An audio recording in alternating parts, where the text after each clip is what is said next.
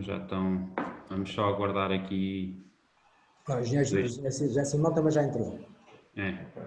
Vamos aguardar agora aqui 2, 3 minutos só para entrarem os participantes e damos início.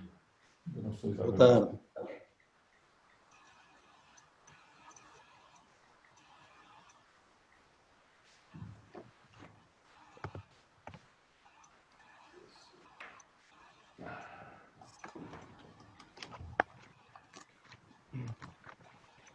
Estão a ouvir bem? Perfeitamente, perfeitamente. Obrigado. Estou a ouvir também.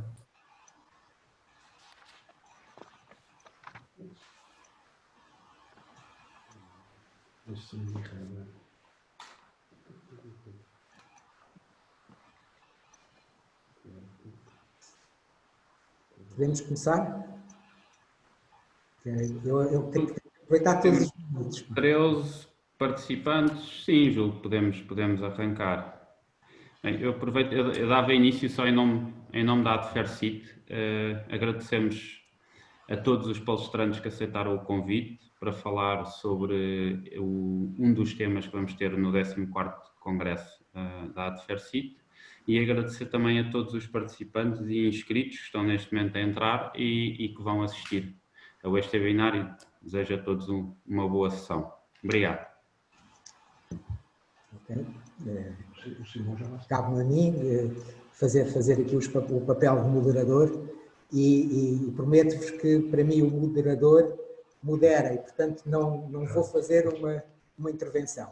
Mas, primeiro que tudo, queria agradecer à Adfercit o desafio para ajudar a organizar esta sessão. Por outro lado, ela não era nada se os nossos convidados não tivessem aceito e, portanto, agradecer aos convidados terem aceito este desafio de connosco partilharem o seu conhecimento. E, por outro lado, também não valia a pena nós estarmos aqui a falar se não tivéssemos alguém do outro lado que não sabemos quem é, não conhecemos, mas agradecer à assistência, à confiança que a nós depositaram, tendo decidido dedicar parte do seu tempo a participar neste webinar. Portanto, feitos os agradecimentos, eu gostava de recordar que este webinar, tal como foi brevemente referido, insere-se nas ações de divulgação do 14º Congresso da Adfercit, que terá como tema chapéu Mobilidade Sustentável para Todos. E este webinar será sublinhado ao tema eficiência. Eu fiquei muito contente quando a Adfer me fez o desafio para estar neste tema da eficiência, porque sendo eu um técnico muito ligado à área da mobilidade, entendo que esta só pode ser efetivamente sustentável se a perspectivarmos como um todo. E como um todo quer dizer falarmos de mobilidade de pessoas, que é mais a minha praia, mas também das mercadorias e da integração destes dois ecossistemas. E por isso fiquei muito contente de poder estar a desafiar pessoas para falar sobre este tema eficiência.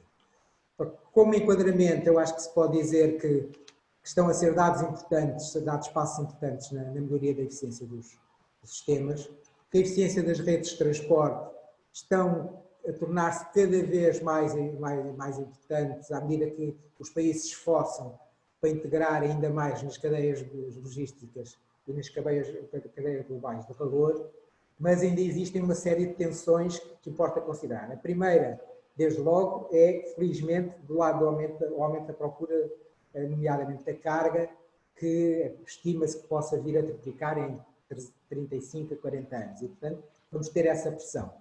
Depois, temos várias velocidades, dependendo do estado de desenvolvimento de cada país, e isso tem reflexos na eficiência económica, com custos comerciais muito variáveis, na eficiência operacional, com diversos níveis de integração comercial e modal, ao nível da eficiência do regulamentar, nomeadamente pelo licenciamento da atividade e regulamentos modo a modo, que vão variando muito de país para país.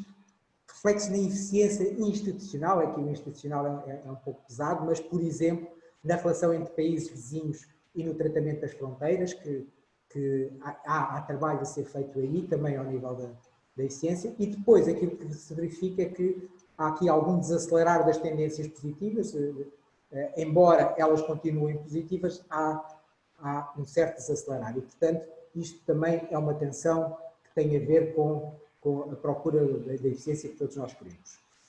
Para tentar dar uma perspectiva mais abrangente, hoje iremos, e isto é importante ter esta perspectiva abrangente, porque nós aqui o que estamos a fazer é lançar, com este webinar, a lançar o Congresso e, portanto, era bom darmos uma perspectiva muito aberta daquilo que podem vir a ser os temas do Congresso. Portanto, hoje iremos ouvir falar de passageiros, mas também de mercadorias, vamos ouvir falar de veículos, mas também das infraestruturas, vamos ouvir falar de modos mais ligados a terra e modos mais ligados ao mar, vamos falar de serviços e de ferramentas e também vamos falar da melhoria contínua do desempenho energético e ambiental. Portanto, temos um leque muito aberto de temas hoje aqui em que todos nós vamos poder colaborar. Sei que ficam, apesar de tudo, muitos temas para falar, por exemplo, o modo aéreo já não houve slot, que é um tema que o modo aéreo conhece bem, mas já não houve um slot disponível para o modo aéreo. Mas também, como vos disse, sei que este é tão somente um modo para que o 14º Congresso da ADFERCIC possa ser muito participado, quer através da apresentação de papers, quer através da assistência às diversas sessões que irão compor. Ao nível dos oradores, gostava de vos dizer que temos hoje um painel de oradores que me vai facilitar muitíssimo a minha missão de despertar em vós assistência o interesse neste tema da eficiência e com isto no Congresso. Eu tive o cuidado de pedir a cada um dos oradores que me ajudasse trazendo um tema diferente, para termos a tal diversidade de temas, mas também para manter a flexibilidade para falarmos de outros temas, se o tempo e as questões que vierem a surgir a isso nos conduzirem. Portanto, como convidados, temos hoje o engenheiro João Marrana, que é presidente do Conselho de Administração da empresa Metro de Mondego, que nos falará sobre a escolha do sistema BRT para o sistema de Metro de Mondego, da avaliação que foi feita sobre a eficiência económica e energética desta opção que foi repetida e como é que se espera que tal possa trazer mais eficiência ao sistema global, ao sistema de mobilidade do Mondego. Temos o engenheiro Rui Coutinho, que é diretor da Asset Management da IP, que nos vai falar da forma como na IP se pensa e se faz a coordenação dos investimentos em infraestruturas e a sua gestão eficiente e que com isto também vamos aflorar, temos todos pouco tempo e portanto vamos aflorar o tema da manutenção também. Depois temos o engenheiro Hélder Rodrigues, que é responsável da área da mobilidade e transportes da ADEN. A ADEN é a Agência para a Energia, que nos irá falar do potencial de eficiência energética no setor dos transportes, da comparação entre modos ligeiros, modos pesados, para com isso também percebermos quem efetivamente contribui para esta lógica energética e onde é que podemos ter maiores ganhos de eficiência energética, que nos vai abrir o apetite, que eu tenho aqui o apetite entre aspas, mas acho que nos vai abrir o apetite para uma ferramenta que a ADEN desenvolveu, a Move Mais, que permite avaliar a eficiência das frotas e com isso traçar estratégias para melhorar essa eficiência. Portanto, é uma ferramenta também muito interessante. Depois temos o Dr. Vítor Enes, que é Diretor-Geral de Business Development do Grupo Luís Simões, que nos vai falar da eficiência e sustentabilidade nas operações de transporte e logística para a próxima década.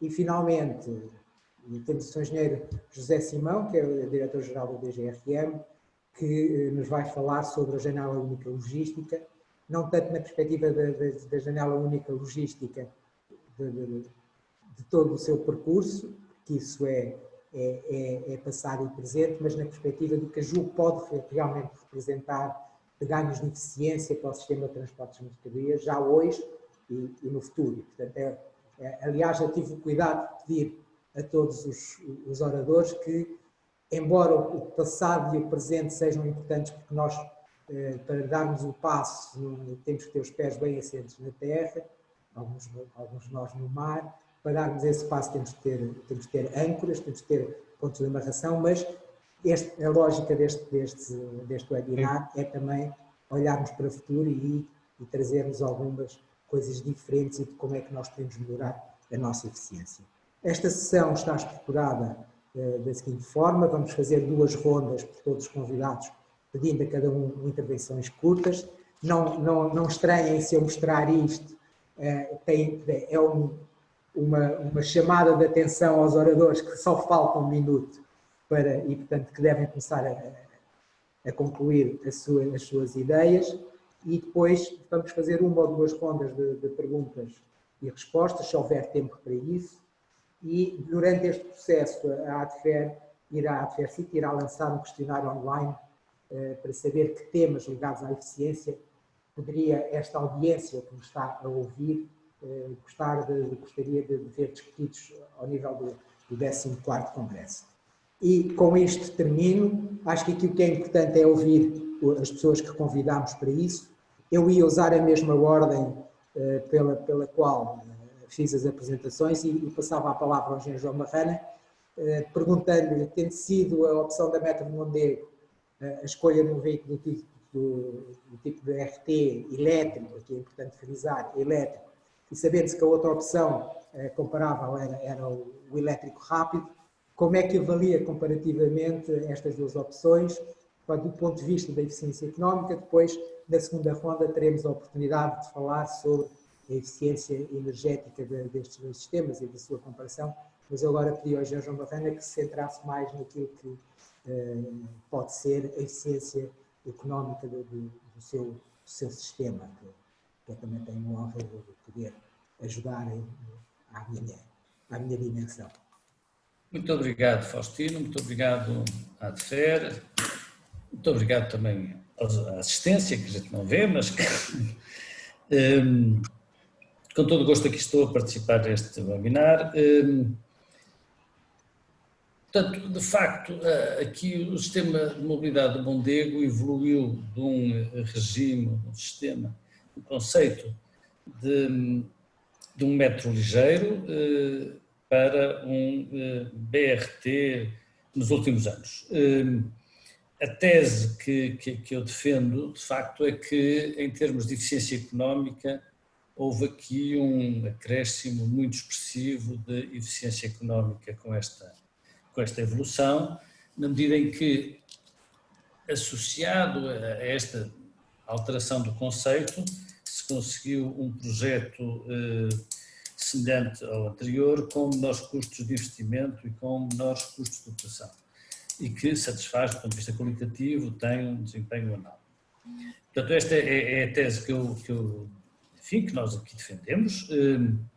A pergunta que normalmente se coloca em primeiro lugar é se é comparável, isto é, se a performance de um sistema rodoviário e de um sistema ferroviário são semelhantes. Não sei falar por outras situações, falo apenas desta, e neste caso, em concreto, o sistema de mobilidade do Mondego, portanto, a rede que estamos agora a implementar é igual à anterior, com as mesmas linhas, com as mesmas estações, com o mesmo canal. Há muito pequenas alterações decorrentes de questões mais geométricas, depois podemos ver mais adiante. Portanto, do ponto de vista da rede, a rede que está a ser executada, ou a rede que irá entrar em serviço, é igual à rede que estava prevista com o sistema de mobilidade Mondego. Do ponto de vista da qualidade do serviço, que pode ser medida em primeiro lugar pela frequência da oferta, a frequência é igual ou melhor àquela que estava anteriormente prevista, isto é, de 5 minutos, enfim, intervalos entre passagens da ordem dos 5 minutos, na zona urbana, obviamente, e portanto, tão boa ou melhor que estava anteriormente prevista. Em termos de conforto, também diria que o nível de conforto é absolutamente análogo ao anterior, quer nas estações, quer nos veículos. Portanto, são veículos elétricos, com ar-condicionado, piso rebaixado, nivelado com as estações ou paragens, como agora quisermos chamar. Portanto, do ponto de vista do conforto dos passageiros, não se sente aqui nenhuma degradação. E do ponto de vista da capacidade, obviamente que a capacidade do sistema é inferior, porque os veículos têm menos capacidade, são veículos articulados com menor capacidade do que têm os veículos do metro ligeiro, mas em todo caso com uma capacidade que é suficiente, que é claramente suficiente para a procura esperada do sistema. Isto é, com veículos da ordem dos 130 passageiros, consegue-se servir aqui a procura que está prevista. Portanto, em síntese, diria que o projeto atual do metro, do sistema do sistema de mobilidade de Mondego, que evoluiu do metro ligeiro para o BRT, é idêntico ao anterior, com as mesmas linhas, com um canal integralmente dedicado, como estava previsto anteriormente, com as mesmas estações e considerando níveis de procura muito semelhantes, mesmo muito semelhantes. A diferença que foi introduzida, e é uma diferença substantiva, foi que se considerou, portanto, a rede a funcionar com autocarros elétricos articulados em substituição dos veículos ferroviários anteriormente previstos. Isto permite, obviamente, alterações substanciais do ponto de vista do projeto, do ponto de vista da engenharia, na medida em que, não havendo carril nem catenária e podendo ter, de facto, raios de curvatura e, portanto, geometrias de traçado muito mais acessíveis, menos exigentes, permitiu, de facto, uma poupança expressiva do ponto de vista dos custos. Avançando rapidamente para alguns números que poderão ser interessantes, e estou à espera que o Faustino me apresente aquele número, que acho que não é uma classificação do nosso desempenho, mas apenas uma indicação do tempo que falta para acabar. Portanto, há aqui uma redução de custos expressiva, em primeiro lugar no investimento, ou seja, em termos de infraestruturas mais veículos, há uma evolução da ordem dos 9 milhões de euros por quilómetro para os 5 milhões de euros por quilómetro, e considerando infraestruturas para os veículos, obviamente que há uma grande poupança quer na infraestrutura, quer nos veículos, na infraestrutura de 7 para 4,5, nos veículos 2,6 para 0,8, mas também nos custos de operação, há aqui uma redução dos custos de operação estimada, portanto, de uma redução de 6,5 euros por quilómetro para 4,8. Do ponto de vista do custo por lugar quilómetro, aí sim, há uma ligeira degradação da ordem dos 10%, mas também porque os veículos são bastante maiores e teriam taxas de ocupação bastante inferiores e, portanto, do ponto de vista dos custos de operação por passageiro quilómetro, eles serão melhores do que numa situação em que era uma oferta com veículos ferroviários. Em síntese, do nosso ponto de vista, julgo estar a falar por toda a empresa, estaremos com um projeto que permitiu, ou com uma evolução de um conceito que permitiu evoluir para um novo modo de transporte com ganhos relevantes do ponto de vista da eficiência, embora, importa também reconhecê-lo, que houve aqui uma grande ineficiência associada ao congelamento do projeto durante alguns anos, mas que agora está claramente ultrapassado esse problema e esperamos dentro em breve poder começar a transportar passageiros no sistema. Pela minha parte, se calhar, tentando evitar ser chamado a atenção pelo Faustino, ficava por aqui e fico ao dispor para uma outra intervenção ou para algumas questões que queiram colocar. Obrigado a todos. Foi perfeito, João, cumpriste exatamente o tempo que tinhas. Eu passava agora a palavra ao engenheiro Rui Coutinho. Eu sei que a IP tem uma particular preocupação com a coordenação dos investimentos de mobilidade. A pergunta que eu gostava de fazer era como é que é gerida a competição entre os modos de transporte pelos montantes disponíveis para investimento, que são sempre inferiores àquilo que nós gostaríamos, e qual é o papel que a qualidade das infraestruturas representa no universo de decisão da IP.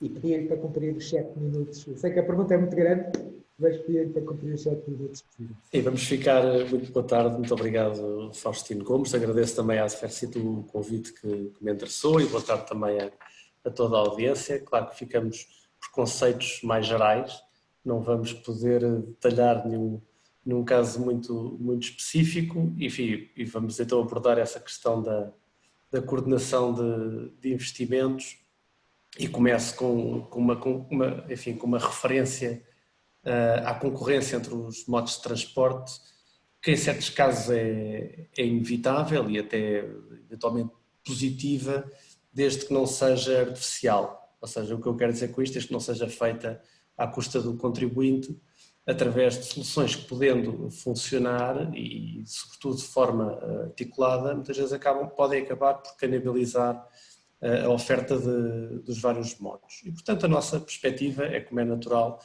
que a coordenação dos investimentos de mobilidade que se espera, a definição de uma estratégia de mobilidade que maximize o retorno do investimento, e obviamente nós não vemos o retorno do investimento especificamente na perspectiva das infraestruturas, tem que ser visto numa lógica económica, E queremos que, sobretudo, que a aposta dos modos de transporte ao nível da infraestruturas de Portugal seja conforme aquilo que são os objetivos estratégicos globais que cada modo de transporte tem preferencialmente.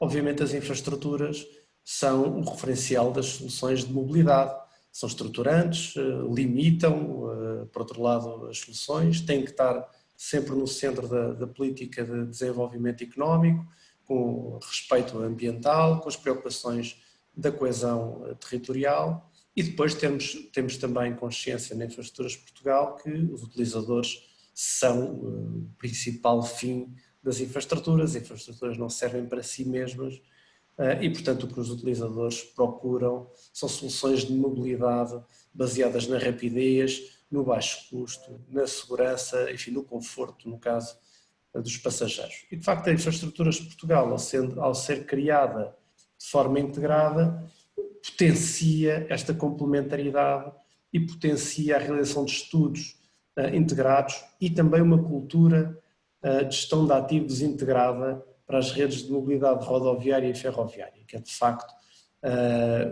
uma vantagem ao nível da solução, do estudo das soluções desta forma integrada debaixo do mesmo chapéu. Dizer também que as infraestruturas são, em regra geral, em todo o lado, monopólios e são monopólios de interesse público.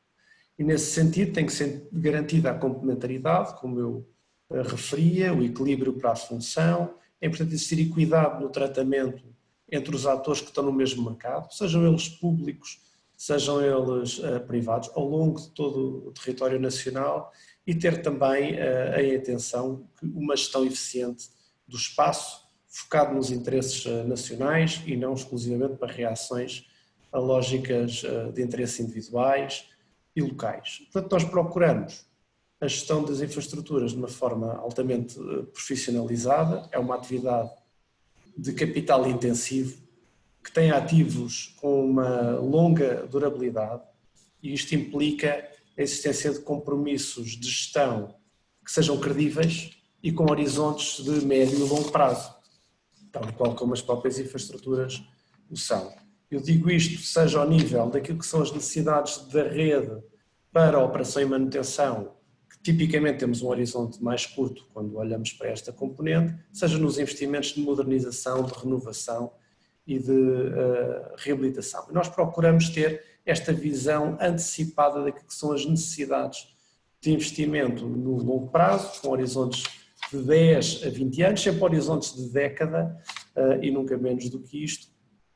E, portanto, os planos de investimento público em infraestruturas precisam também de ser credíveis e previsíveis no curto e médio prazo. Portanto, esta prática é essencial à eficiência na gestão das infraestruturas e, portanto, também à mobilidade sustentável. Não existe mobilidade sustentável sem gestão eficiente de infraestruturas.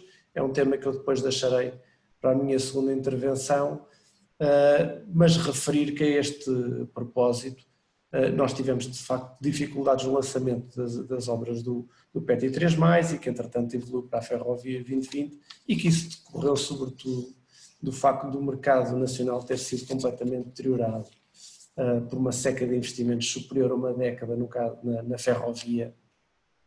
E, portanto, esta capacidade de planearmos e prepararmos os investimentos com longo prazo é fundamental, procurando anular picos de investimento muito insuflados e também grandes depressões de investimento que vamos vendo. Isto do ponto de vista da atividade de uma empresa de gestão de infraestruturas é central para ficar dimensionada para a velocidade de cruzeiro e estar equilibrada e preparada, e também para o mercado nacional de construção, para estar mais preparado para as obras públicas nacionais e não estarmos tão dependentes dos humores das empresas que vêm de fora do país.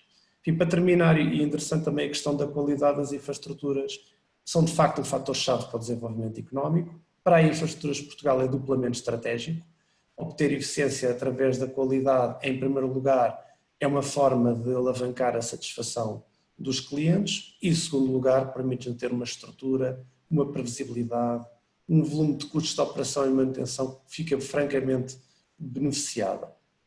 Nós trabalhamos utilizamos práticas de gestão de ativos para identificar esta questão da qualidade, e a demonstração desta qualidade, para ser efetiva, tem que ser baseada no conhecimento factual que compõem os ativos. Na IP nós usamos também referenciais que nos permitem comparar com outros e a nossa própria evolução, e neste caso temos a referência das normas ISO 55000, da qual a IP já está certificada. E na Infraestruturas de Portugal, também para terminar, é um convite que faço, porque a empresa assume com naturalidade o dever de transparência e publica anualmente uma informação sobre o estado da infraestrutura, que pode ser consultada no site da Infraestruturas de Portugal, baseada nos dados de inspeção, e eu convido a fazer essa consulta no site da IP, e esperamos até ao final do mês de julho disponibilizar a informação correspondente aos dados que apuramos durante o ano de 2019. Enfim, fico por aqui na intervenção inicial, já fui avisado, fico também à disposição. Muito obrigado, muito obrigado. Eu agora passava a palavra ao engenheiro Helder Rodrigues.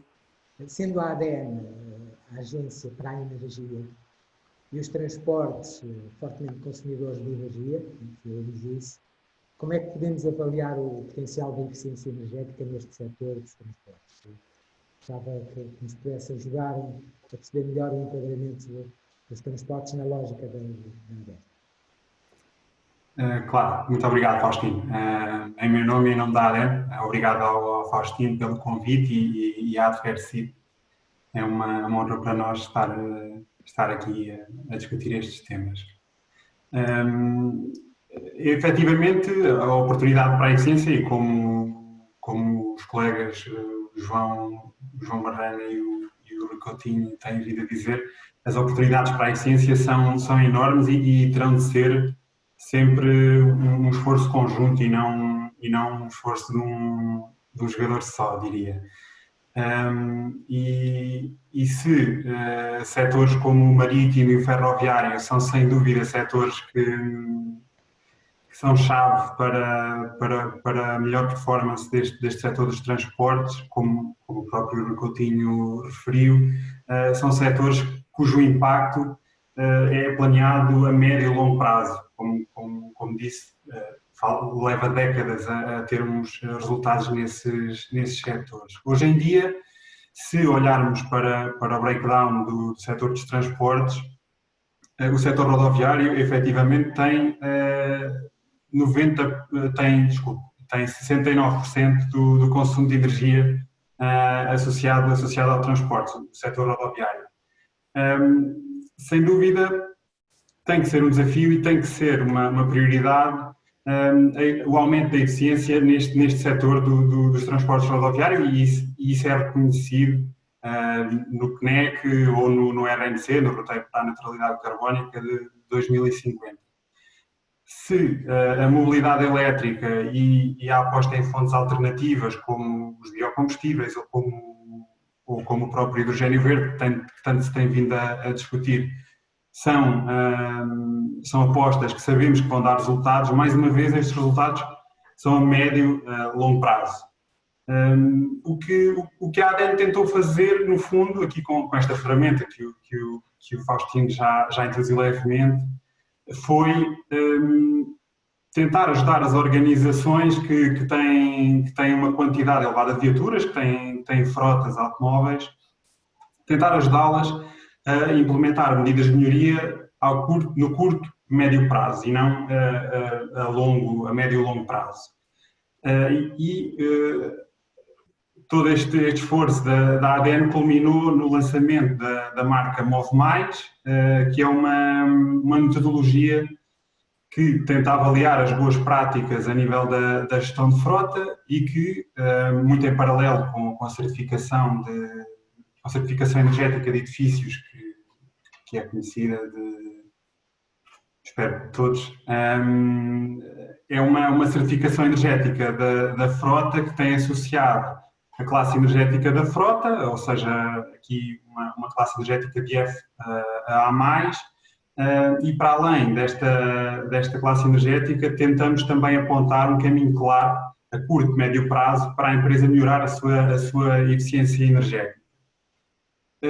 Este certificado, esta certificação tenta avaliar aqui as várias componentes que, mais uma vez, a curto e médio prazo, conseguem influenciar a eficiência energética. Estamos a falar da gestão de viaturas, gestão de condutores, gestão de manutenção e a gestão de consumos.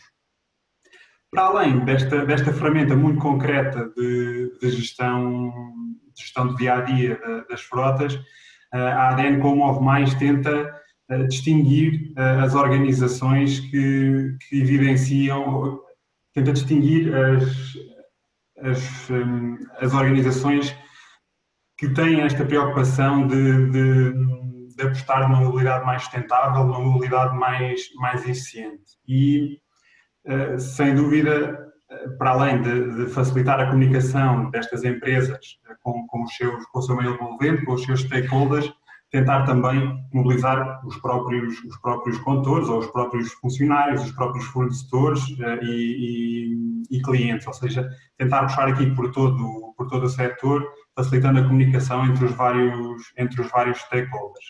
Como é que a ADN pensa implementar e ganhar a escala necessária para este sistema? Formando técnicos na nossa metodologia. Esta formação tem vindo a conhecer edições desde dezembro do ano passado.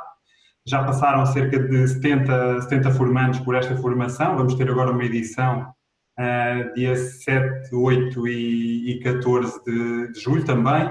Dadas as condições, será uma formação em e-learning e estão as inscrições abertas. Mas, no fundo, queremos valorizar estes profissionais e formar auditores que sejam capazes de chegar junto das organizações com frotas e auditá-las. Uma vez que tentamos apontar o caminho da eficiência, ou seja, para além de classificar o momento atual, tentamos também apontar o caminho do futuro próximo.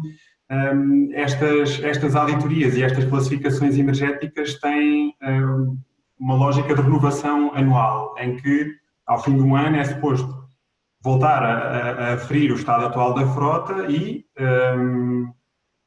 ao mesmo tempo, adaptar ou verificar se o caminho que foi definido anteriormente está a ser cumprido.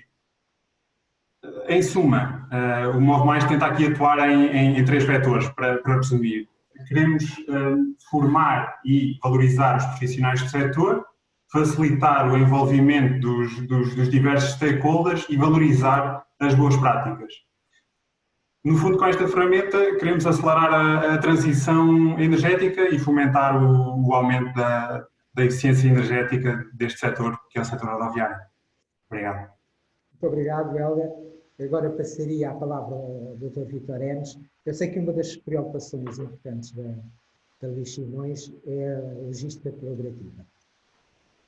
O que lhe peço é que nos ajude a perceber de que forma esta colaboração pode contribuir, de facto, para uma maior eficiência da logística. Obrigado, Faustino. Antes de mais, muito boa tarde a todos. Agradecer também, em nome do Luís Simões e em meu nome pessoal, o convite.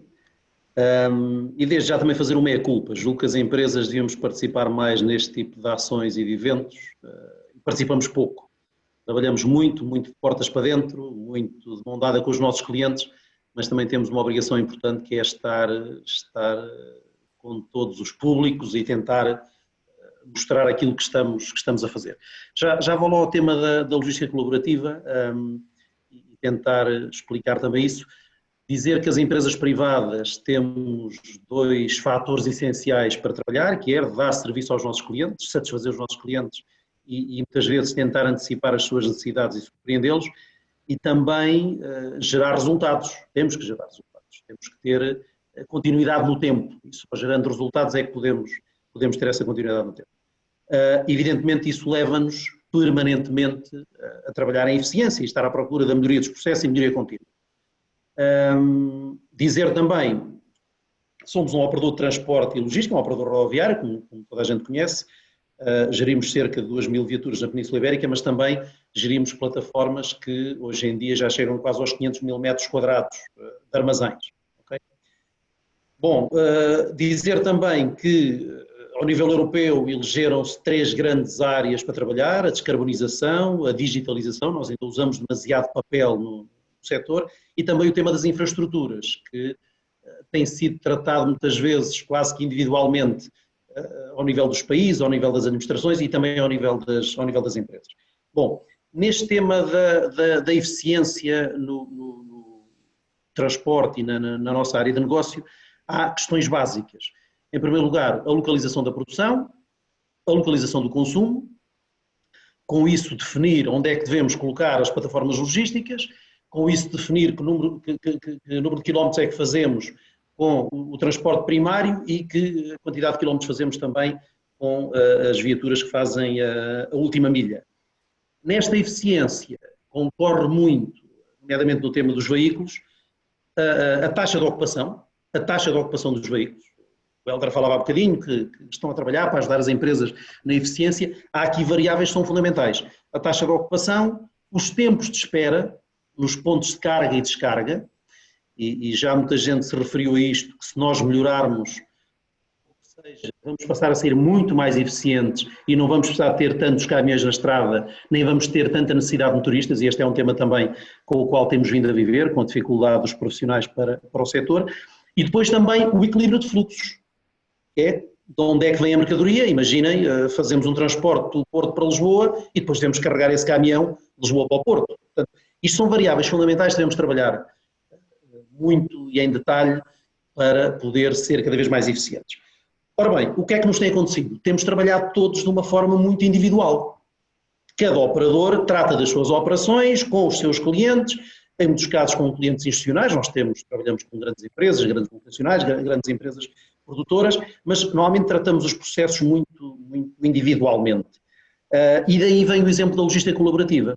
Vou dar alguns exemplos concretos para que possamos perceber.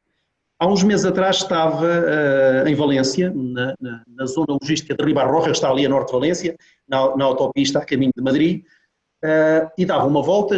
Nós temos ali 2 plataformas logísticas, e reparei na quantidade de pequenas plataformas de operadores de pacotaria. Estes operadores de última milha, não é? Especialistas no e-commerce e na última milha. E eu contei 15 plataformas, 15 armazéns. Se calhar podiam-se juntar todos e ter só um. Isto é logística colaborativa. Não é? Ainda por cima, são plataformas que normalmente são usadas uma quantidade de horas limitadas no dia. Não é? Isto é logística colaborativa. O que é também logística colaborativa? Nós podemos falar nas operações logísticas em operações dedicadas ou em operações multicliente. Se calhar um dos nossos segredos quando fomos para a Espanha, nós somos um operador maioritariamente ibérico, fazemos algum transporte internacional além Pirineus, mas somos um operador maioritariamente ibérico, e se calhar um dos nossos segredos foi estarmos muito acostumados a operações multicliente e no mesmo armazém colocar vários clientes e depois juntar esses clientes por ponto de entrega. Okay? Por vezes está-se a ver um caminhão do Luís Simões, mas esse caminhão leva lá vários clientes dentro. E aquilo a que assistimos muito tem sido: cada empresa monta as suas plataformas logísticas, cada operador monta as suas plataformas logísticas. Em Espanha ainda mais, até por causa da dimensão das operações, temos operações de grande dimensão, e depois esta forma mais dedicada de fazer operações resiste mal a crises, nomeadamente esta do Covid.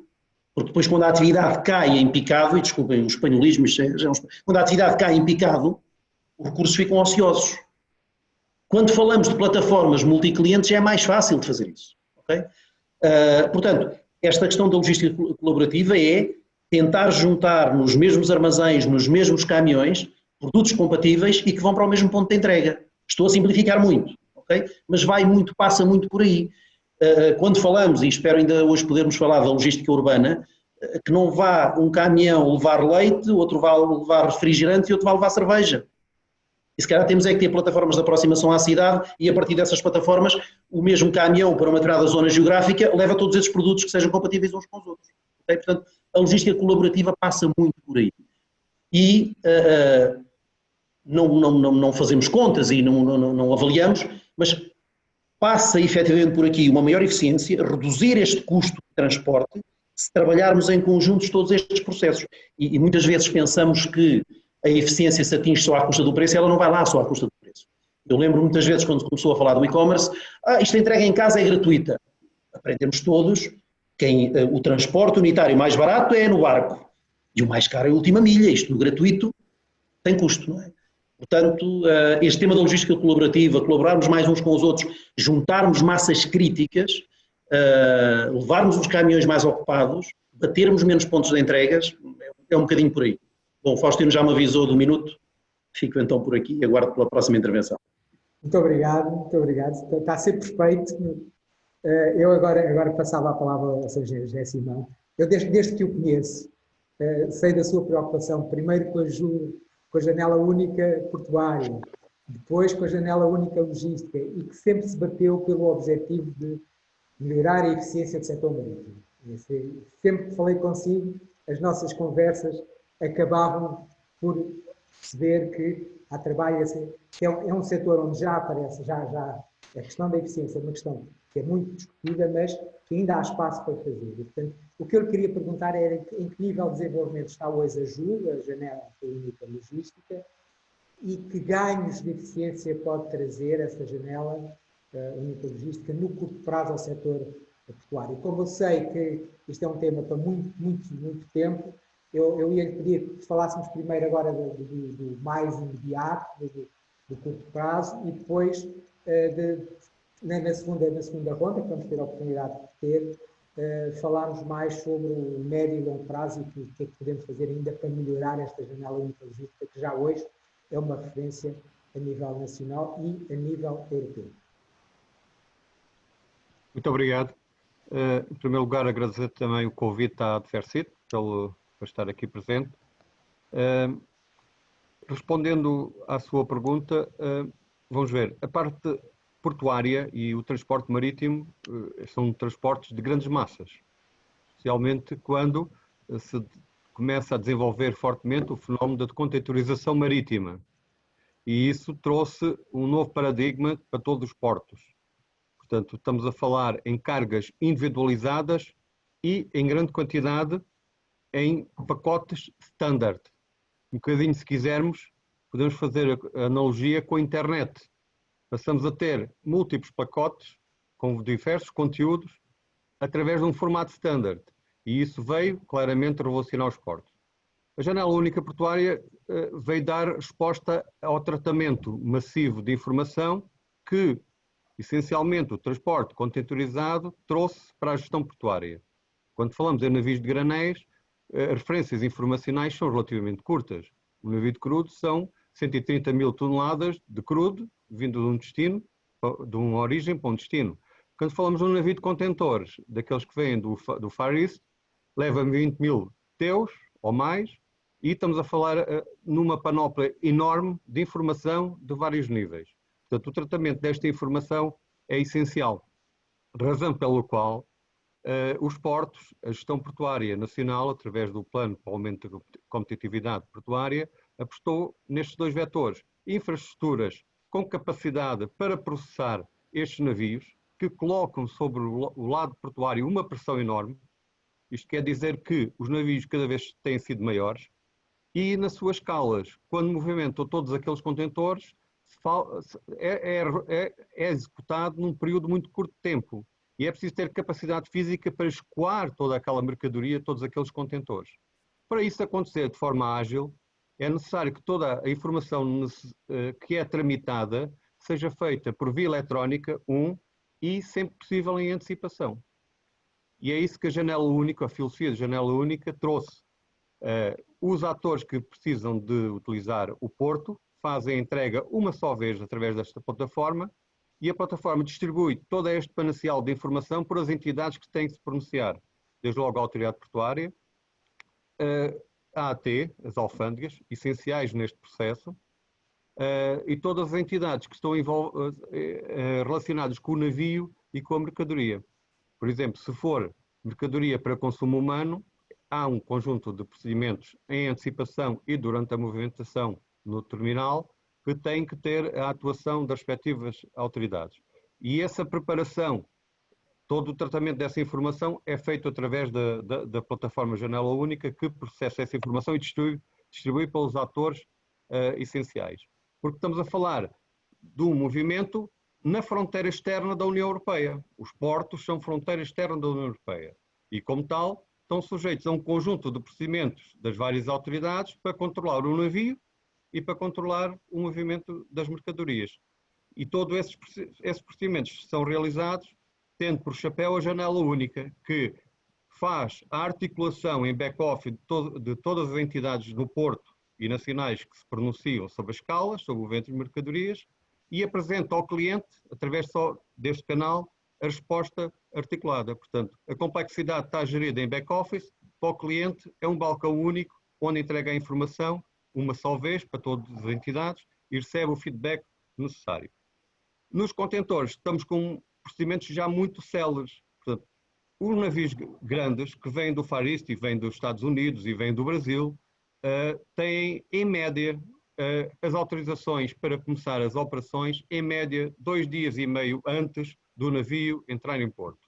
Ora, isto é essencial, porque quando o navio chega, vai imediatamente para o cais, inicia a operação e zarpe o mais depressa possível. Porque estamos a falar, e volta à analogia com a internet, de movimentos logísticos, de contentores standard, que ou o porto é competitivo e o navio vem por aqui, ou então, se não é competitivo e ágil, simplesmente o contentor vai com o navio para outro país, para outro porto, e depois o pacote, o contentor chega ao destino na mesma. Vai para o Havre, vai para o sul de Espanha, para Valência, e os portos nacionais estão em competição direta. Portanto, é essencial que a agilidade seja um fator crítico, desde logo, em toda a implementação dos terminais e no layout físico articulado com as autorizações informacionais. A partir daqui, todas as entidades despacham rapidamente a mercadoria e agora o que estamos aqui a fazer, respondendo à sua pergunta, é fazer esta boa prática na articulação intermodal ou interland. Rodovia, ferrovia. Prioridade neste momento, ferrovia, e estamos a trabalhar muito no layout de Sines e na articulação com os outros portos nacionais. E a seguir, a rodovia. E gostei muito de ouvir aqui, e articula-se convenientemente, o palestrante anterior, porque precisamos trabalhar muito com a rodovia, esta ligação através dos pontos de concentração de carga no Interland, nomeadamente na última milha, para chegar ao cliente final. Muito obrigado. Muito obrigado. Deixem-nos dizer que está a ser facílimo fazer a moderação deste painel. Todas as pessoas cumpriram exatamente os 7 minutos que eu lhe tinha dado e, portanto, correu muito bem. Não vamos estragar agora na segunda ronda. E a primeira forma de não estragar é eu calar-me já e passar a palavra ao João Barrana. João, e agora, do ponto de vista de eficiência energética, como é que nós estamos? Vamos lá ver. Antes de mais, deixa-me só dar aqui nota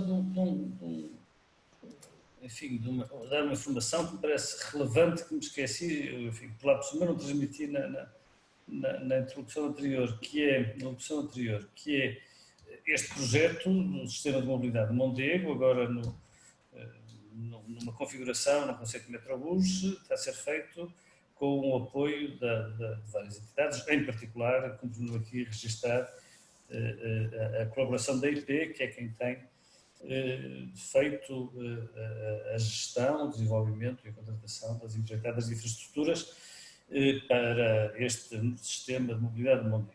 Portanto, com quem temos uma excelente relação e que tem tido uma colaboração fundamental em todo este processo. Passando então agora, respondendo agora à questão que colocas da eficiência energética. Ora bem, a eficiência energética do sistema de mobilidade de Mondego neste novo conceito de Metrobus, no conceito de BRT, compara favoravelmente ou equitativamente, diria eu, com o projeto anterior, na medida em que as emissões locais de CO2 são objetivamente, obviamente, iguais àquelas que existem num light rail, isto é, em ambas as estações os veículos consomem, enfim, são movidos a energia elétrica e, portanto, não têm nenhuma emissão de CO2, nem emitem nenhuma poluição atmosférica. portanto, nessa matéria têm desempenhos idênticos. Do ponto de vista de ruído também, até terá o BRT um desempenho mais favorável também, porque vai ser operado com veículos elétricos.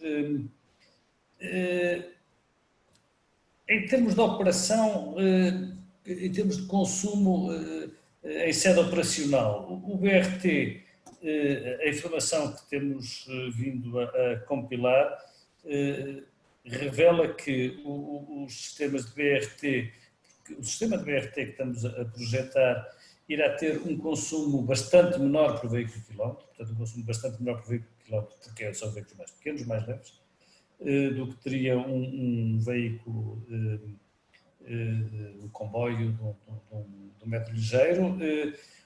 Em comparação, o metro ligeiro tem obviamente também um consumo menor por passageiro, por lugar quilómetro, porque sendo veículos maiores, portanto o denominador cresce muito, cresce 1 para 4, cresce 1 para 2, grosso modo, alguma coisa como 130 passageiros por veículo, no caso dos veículos articulados do BRT, que estamos a especificar, para 230, 250, 200 a 250 passageiros num comboio de light rail, portanto o denominador cresce muito e, portanto, o consumo por veículo por lugar quilómetro cresce.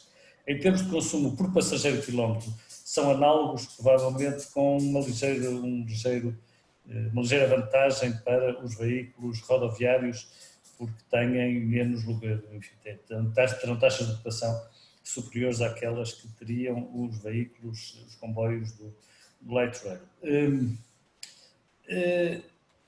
Há aqui uma referência que também me parece importante sublinhar desde já, que é cada vez mais se aproxima, em termos de total cost of ownership, portanto, custo global do sistema, a comparação que existe historicamente é que os veículos diesel são substancialmente mais baratos do que, ou são têm menor custo total para o ciclo de vida do que os veículos elétricos. Neste momento já se está a aproximar, em termos na perspectiva da empresa, o total cost of ownership dos veículos elétricos já é muito próximo do valor desse mesmo indicador para os veículos a diesel, o que significa que um sistema que opera, como nós estamos a projetar e a implementar, veículos, portanto, elétricos, terá, do ponto de vista da empresa, um custo global muito semelhante ao dos veículos diesel e um impacto ecológico, chamamos assim, e energético, muito mais favorável, porque os veículos, de facto, elétricos são muito mais eficientes do que os autocarros diesel, quer em termos de consumos energéticos, quer em termos de emissões de poluentes e de gases com efeitos de estufa.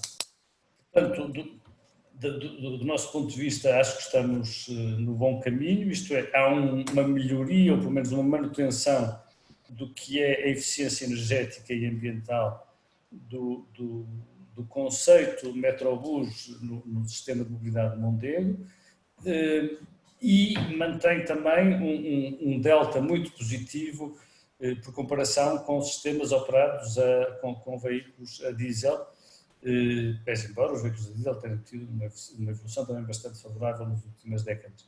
Mas, de todo modo, obviamente que os veículos elétricos são mais eficientes do ponto de vista energético e do ponto de vista ambiental. Isto conjuga-se ainda, e por último, só para terminar, com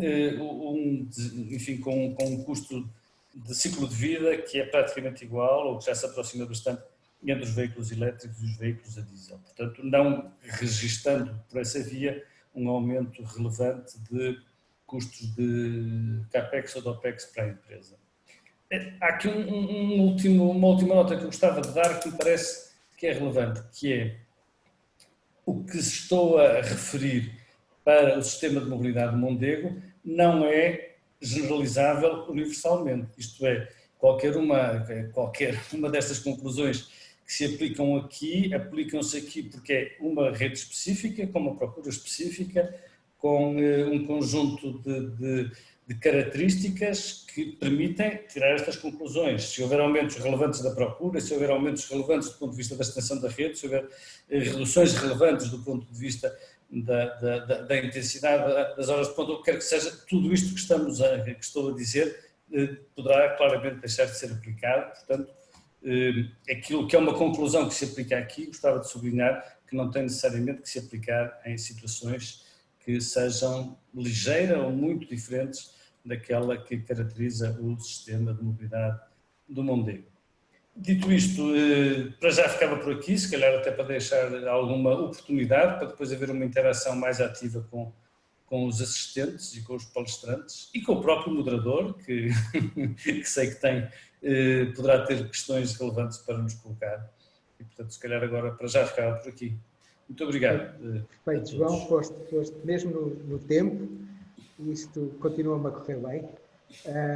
Agora ia passar a palavra ao Gerro Coutinho. Ficou no ar que a gestão eficiente das infraestruturas influencia a mobilidade sustentável e o sucesso que nós podemos ter nesta mobilidade sustentável. E, portanto, eu gostava que desenvolvesse um pouco mais esta ideia para também partilharmos todos da sua ideia. Claro, com certeza. Portanto, a ideia é de facto que mobilidade sustentável sem uma gestão eficiente de infraestruturas, do ponto de vista do funcionamento global do sistema de transporte, por simplesmente não pode existir. E infraestruturas, e em termos gerais, sustentabilidade implica uma criação de valor pelo menos igual ou superior ao custo de investimento, e aqui olhando para investimento de uma forma mais lata, incluindo custos operacionais de operação e manutenção, das modernizações, das renovações. Sustentabilidade tem a ver com esta criação de valor e que nós procuramos medir através de um conjunto de fatores que a linguagem de gestão de ativos físicos são medidos tipicamente em custos ou receitas, portanto uma linguagem financeira que todos comumente aceitamos com facilidade, mas também risco, também desempenho.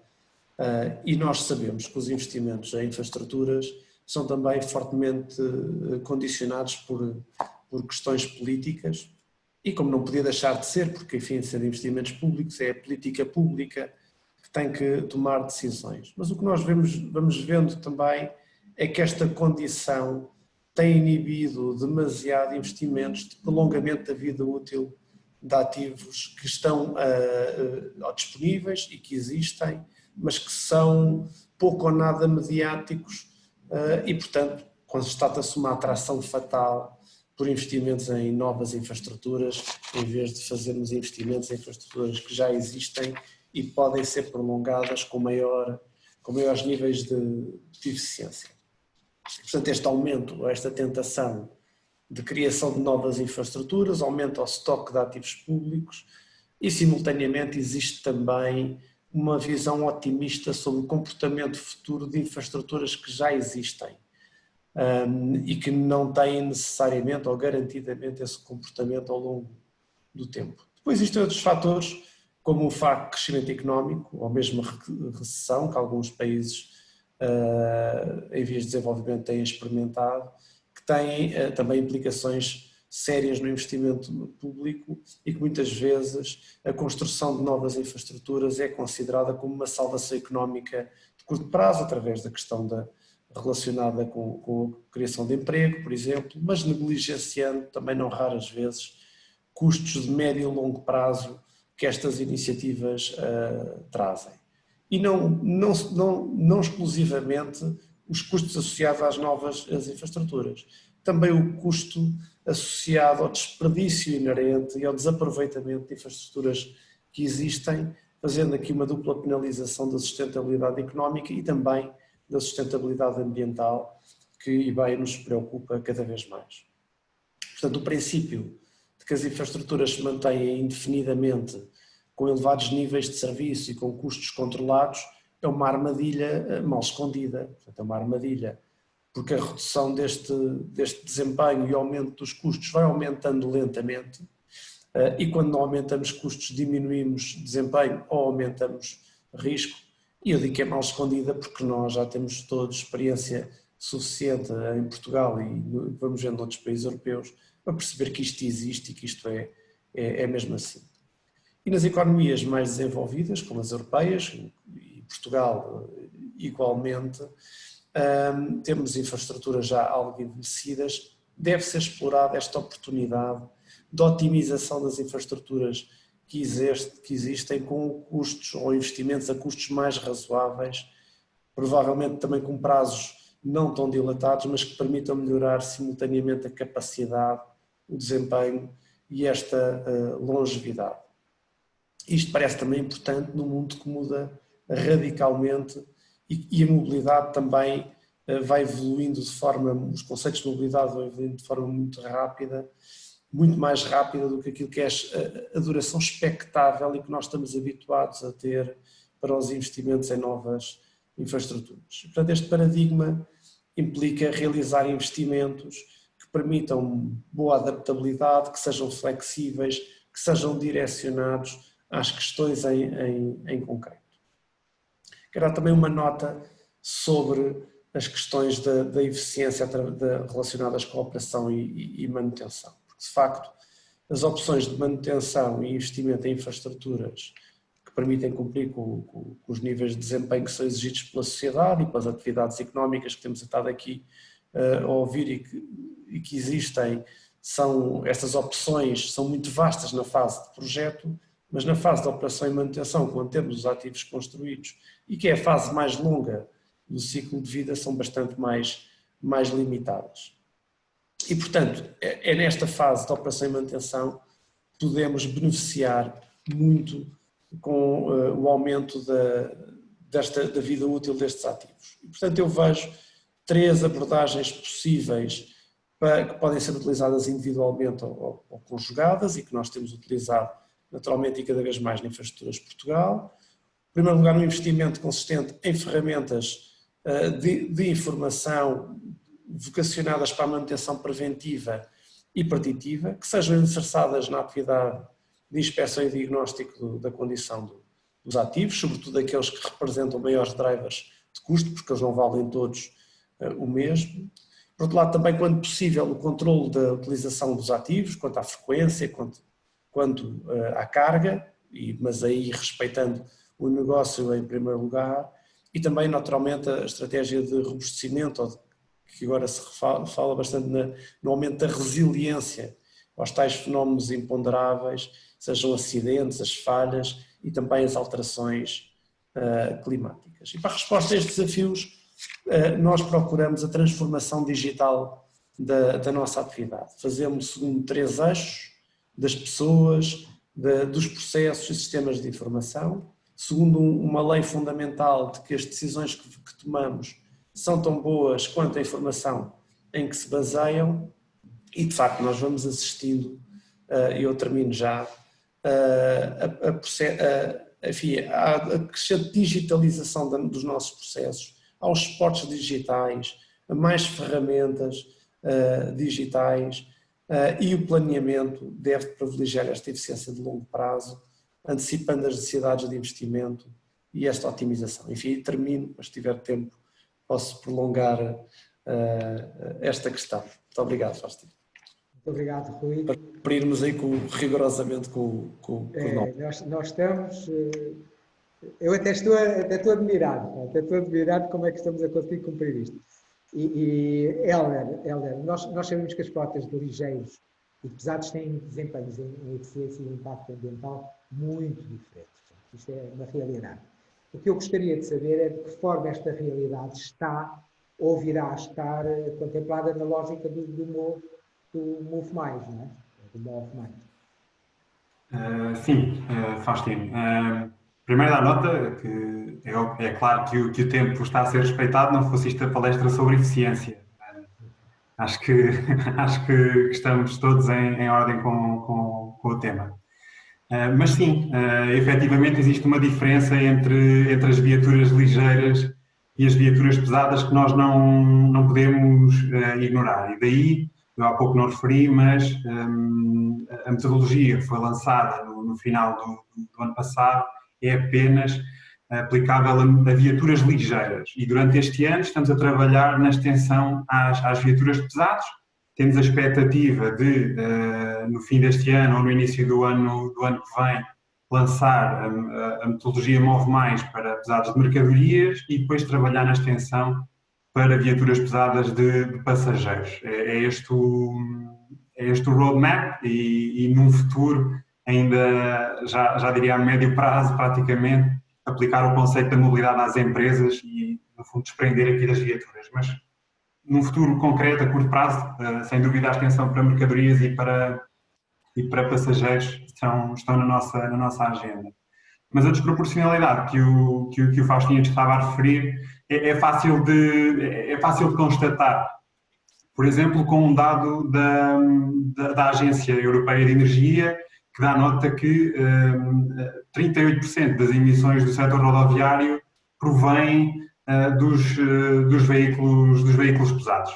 Mas se olharmos para a quantidade de veículos pesados, em comparação com o total de veículos, estamos a falar apenas de 4% das viaturas, ou seja, 4% das viaturas são responsáveis por 38% do impacto total, a nível de emissões de CO2, claro, do setor rodoviário. E isto é fácil de explicar. Nós temos consumos na ordem de 5 a 10 vezes superiores por quilómetro num pesado e temos, para o mesmo intervalo de tempo, também distâncias percorridas de 5 a 10 vezes 5 a 10 vezes superiores para o mesmo intervalo de tempo. E daí este impacto desproporcional. Mas, por um lado, para nós, a ADN, é sem dúvida uma janela de oportunidade, porque estamos a falar de um meio, aqui a nível das viaturas pesadas, muito mais concentrado e onde os impactos e os custos associados ao combustível e à operação são muito mais importantes do que talvez no setor das viaturas ligeiras. E, portanto, vamos encontrar um setor muito mais, com muito mais viaturas por empresa e também muito mais aberto à implementação de medidas de melhoria, que no caso do Move Mais, como já tenho vindo a referir, estamos a falar de medidas de curto, médio prazo. E estas medidas são tão simples como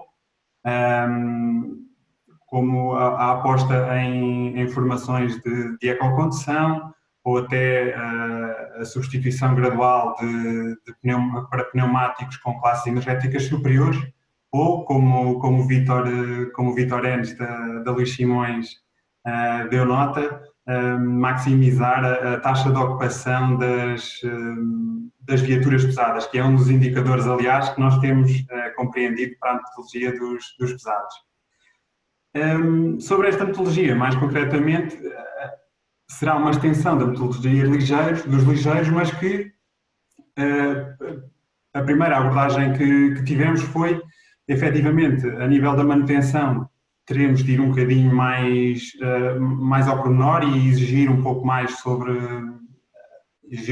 às empresas a nível da manutenção e depois, fazendo aqui mais uma vez referência à intervenção do Vítor Enes, a parte de gestão da operação é crucial a curto prazo para obter resultados a nível da eficiência.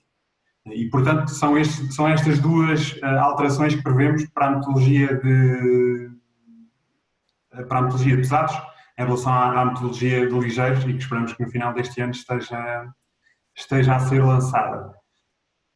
Nós estamos neste momento a iniciar os contactos para começar a para começar a testar pilotos, no fundo, casos pilotos. Estamos também a falar com especialistas do ramo para tentar obter o feedback deles e tínhamos todo o gosto. Sabemos que as pessoas que aqui estão são provavelmente das pessoas mais com mais conhecimento nesta área. Se estiverem interessados, deixo aqui o convite, estamos abertos a ouvir-vos e a tentar aprender convosco para melhorar o nosso produto. Esperamos que, no fundo, vá depois desempenhar um papel importante aqui na eficiência energética a curto e médio prazo das frotas pesadas. Obrigado. Muito obrigado, Helder. Eu ia passar a palavra ao Dr. Vítor Enes, Num webinar realizado nesta data, não podemos não falar, pelo menos brevemente, do pós-Covid. Pelo que lhe pergunto, qual poderá ser a realidade relativamente à localização da produção, localização de estoques nos próximos anos, se isso vai ter algum impacto e se aquela lógica que todos nós procuramos do just in time vai ou não ser afetada. Obrigado, Faustino. Evidentemente que isto está na ordem do dia e vou tentar também relacioná-lo com aquilo que vimos que foi um crescimento exponencial da distribuição urbana, porque ficámos todos em casa e era preciso que nos trouxessem as coisas a casa, não é? Eu, relativamente à produção, não me atrevo a tentar fazer previsões ou a tentar adivinhar, mas julgo que vai ficar mais próximo dos pontos de consumo. Agora, o que eu não tenho dúvida nenhuma é de que os armazéns vão ficar mais próximos dos pontos de consumo. O e-commerce veio para ficar, não há dúvida nenhuma, vai-se continuar a desenvolver. A distribuição urbana vai ter cada vez um peso maior nas nossas vidas, os nossos filhos, os nossos netos vão cada vez mais encomendar desta forma. Agora temos que evoluir para uma distribuição urbana com um modelo sustentável. O modelo sustentável do ponto de vista ambiental, nós não podemos continuar a andar a poluir as cidades, e isto não se resolve proibindo, isto resolve-se organizando, não é? Tal logística colaborativa, a descarbonização do transporte rodoviário, que é preciso avançar.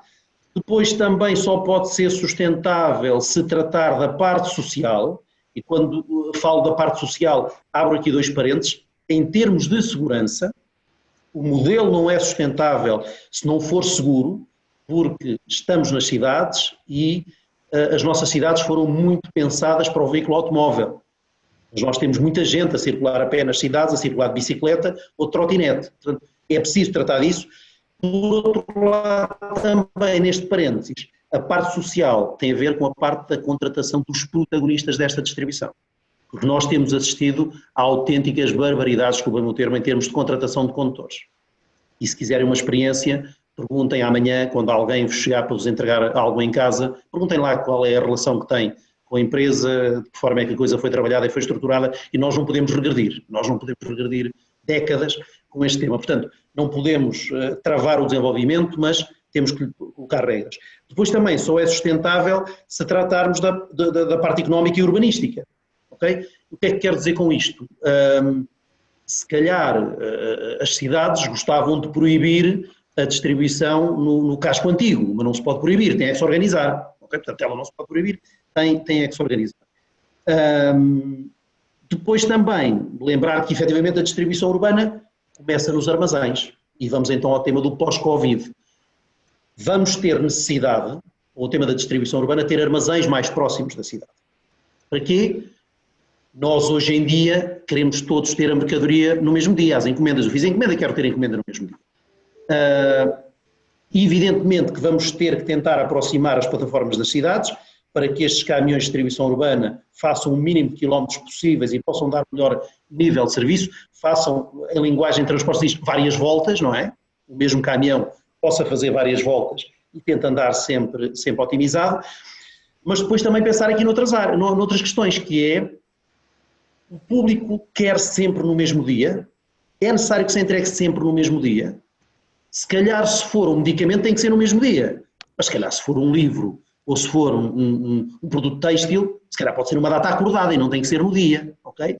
Depois também, todas as entregas têm que ser em casa ou podem ser feitas num drop point. Isso é otimização, isso é eficiência.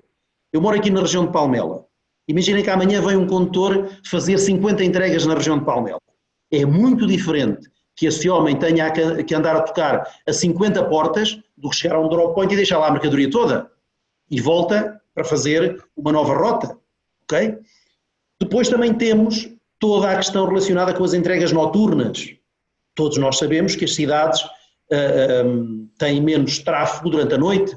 Vamos lá então tentar também fazer as entregas durante a noite e afastar durante o dia, quando a cidade tem mais gente a circular e tem mais atividade. Portanto, aquilo que dizemos é preciso ter um modelo mais sustentável. E alerto também para uma outra questão. Antes que o Faustino me levante a placa de um minuto. Esta sustentabilidade também passa por outra coisa que me preocupa imenso. Os produtores e os grandes operadores somos obrigados a cumprir requisitos brutais e fundamentais em termos de segurança ambiental, segurança alimentar, a segurança e saúde no trabalho, é fundamental isso. E agora pergunto eu, estamos a cuidar essa última milha? Nomeadamente quando hoje em dia todos encomendamos refeições prontas para casa? Porque uma coisa é receber um livro em casa, outra coisa é receber uma refeição pronta, cozinhada. Ok? Portanto, toda esta abrangência da distribuição urbana tem que ser tratada e tem que ser organizada. Não a vamos conseguir parar, vai continuar e teve um papel fundamental durante o Covid e vai ficar aí no pós-Covid. Portanto, este mundo online vai continuar a acontecer, habituar-nos todos a encomendar através do online, mas temos muito para fazer para melhorar o processo e para o tornar mais sustentável. Faustino, fico por aqui. Obrigado. Eu estava a ouvir tão interessado mas também não chegou ao seu tempo. Não chegou ao seu tempo. Portanto, perdi-me na hora, mas não chegou ao seu tempo. E agora só pedia, para terminarmos esta segunda ronda, ao Simão, que agora já sabemos o que é a JUL, já sabemos o que podemos esperar dela neste curto prazo, mas gostaria de o desafiar a ajudar-nos a perspectivar também.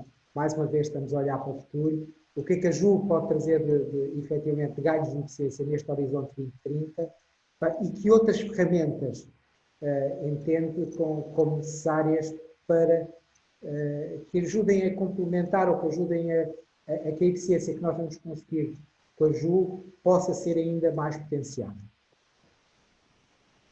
Obrigado. Portanto, conforme referi na primeira intervenção, os portos, do ponto de vista marítimo e da escala do navio, já estão bastante eficientes, estão a modernizar-se sempre e agora estamos a entrar pelo Interland. E estamos também a preconizar a ligação ao Forland, portanto, ao outro lado do transporte marítimo. E a visão da janela única logística a termos de futuro é esta, é o transporte completo desde o Forland até ao Interland. Naturalmente que estamos a começar pelo Interland, conforme referi, porque os portos não são pontos de destino das mercadorias, as mercadorias vão para pontos dentro do Interland, e estamos a otimizar muito através da ligação ferroviária, porque é claramente um instrumento de transporte essencial para escoar rapidamente os contentores. No mínimo vão 44 teus nos comboios mais pequenos e nos maiores saem logo bastantes mais contentores e vice-versa quando entram no terminal marítimo.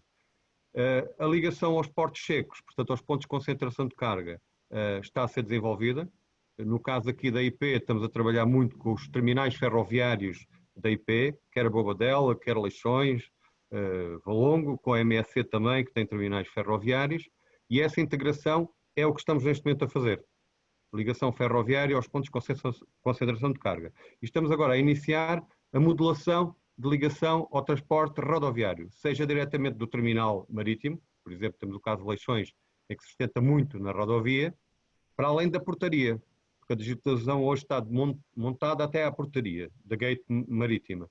Portanto, estamos a desenvolver para ligação ao Interland com escalas diretas de caminhão ou através dos pontos de concentração de carga no Interland, portanto, os terminais ferroviários, a partir dali até ao cliente final.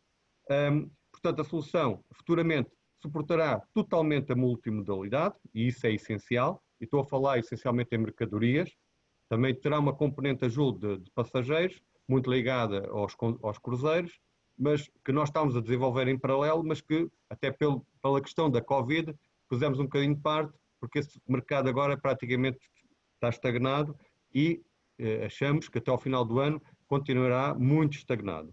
Portanto, estamos a passar todo o esforço para a questão das mercadorias, porque aí está uma maior importância no momento. Depois, claramente temos de trabalhar da ligação dos portos secos até ao cliente final e com os importadores e exportadores.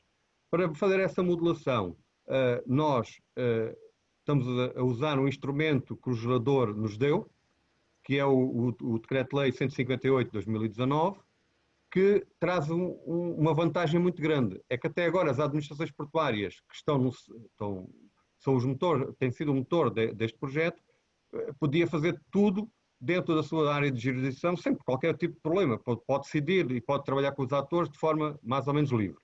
Para fora da área de jurisdição portuária, tínhamos de ter um instrumento legal que nos permitisse trabalhar. E esse instrumento foi o Decreto-Lei 158 de 2019, o qual constitui, na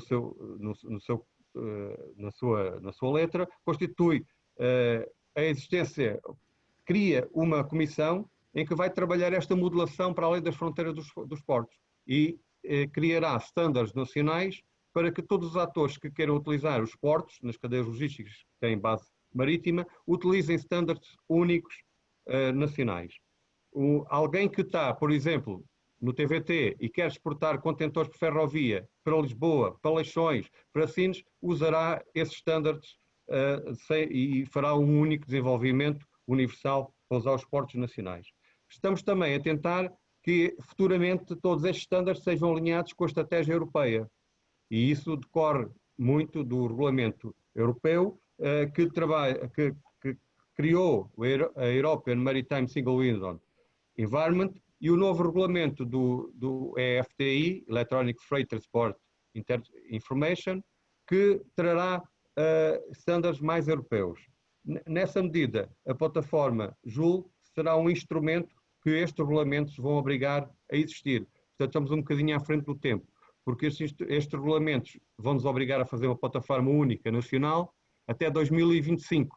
Portanto, nós estamos a ir mais à frente. E estamos a trabalhar com a comissão nova que foi criada, cuja primeira reunião é exatamente amanhã, onde parte dos atores que estão aqui como palestrantes também estarão presentes, tem lá um representante, e que começaremos a trabalhar toda esta multimodalidade e logística para dentro do Interland. Estes instrumentos europeus, em termos de futuro, vão-nos trazer a obrigatoriedade de interfaces únicos, para quem usar diretamente a plataforma, mensagens standard harmonizadas do ponto de vista europeu, dados mestres, e isto é essencial para que depois haja coerência de informação, porque há muitas diferenças entre os diferentes Estados-membros, existe muita coisa em papel, mas também os dados que lá estão mudam muito, portanto tem que haver aqui harmonização e tem que haver aqui pipelines de informação entre os vários Estados-membros. Aparentemente a DGMove está a concentrar muito esta iniciativa na EMSA, que por acaso até está em Portugal, portanto é uma vantagem para nós, tudo o que tem cadeias logísticas de base marítima. Portanto, temos a obrigação não só de fazer a JUL, como trabalhar com esta Comissão Nacional de Digitalização, o Decreto-Lei 158 de 2019 criou, começa amanhã os trabalhos, como também seguir estes instrumentos europeus. Esta lógica de desenvolvimento futuro está muito assente na operação. Portanto, para responder à sua pergunta de forma mais lata, acreditamos que esta plataforma a seguir, o nível de desenvolvimento será exatamente a integração com as plataformas de colaboração logística, com as plataformas de contratação. Eu hoje facilmente seleciono um hotel, alguns no mundo, e através do Booking faço a reserva. Porque é que eu não hei de fazer esse tipo de reserva de transporte também dessa forma, usando vários modos de transporte? E por outro lado, esta plataforma vai nos dar muita informação que nos vai permitir fazer gestão de Big Data e de análise de mercado e de fluxos. Portanto, os portos estão no mercado concorrencial mundial, especialmente na componente shipping e de Interland Ibérico. Portanto, conhecer bem para onde vai a mercadoria, de onde vem, quem são os atores, é essencial para que possamos ter lógicas de marketing e de promoção dos portos nacionais, das cadeias logísticas através dos portos nacionais, de forma mais competitiva que os nossos concorrentes. E não é preciso ir muito longe.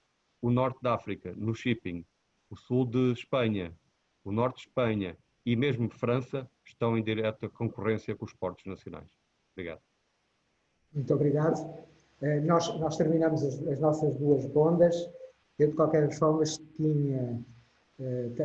não temos muitas questões da assistência. Tenho aqui uma questão única para o João Marrana e como eu sei que o Dr. Vítor Enes vai ter que sair um bocadinho mais cedo, combinámos, eu agora ia inverter a ordem e ia começar de novo se calhar começava pelo Dr. Vítor Enes a perguntar, já falou um pouco sobre isto, sobre as lógicas porque a Luís Simões é muito conhecida como um dos players mais relevantes naquilo que é a logística convencional. Mas eu sei que a logística urbana, e aliás ouviu-se nas suas palavras de há pouco, é também uma vossa área de atuação e cada vez mais importante e mais interessante para isso. Como é que vê esta evolução da logística urbana? Eu já percebi a relocalização dos armazéns, já percebi alguns pontos de consolidação e desconsolidação, mas como é que vê esta evolução nos próximos 10 anos? Isto é uma coisa para acontecer já, é uma coisa para ser mais espalhada no tempo?